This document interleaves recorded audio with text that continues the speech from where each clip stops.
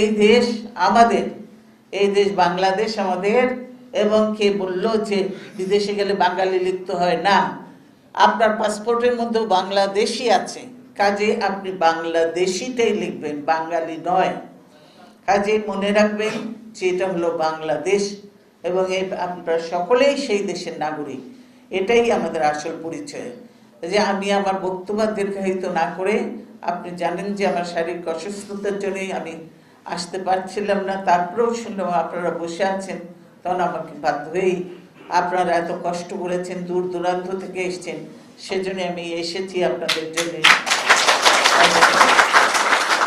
আপনারা হয়তো ভুল বুঝবেন না আমাকে যে আমি আসতে চাইনি। আমি প্রত্যেকবার আপনাদের সঙ্গে প্রোগ্রাম করেছি, ছিলাম, এসেছি এবং এবারও প্রোগ্রাম নিয়ে গেছে, আমার কাছ থেকেই নিয়ে গেছে সেনে।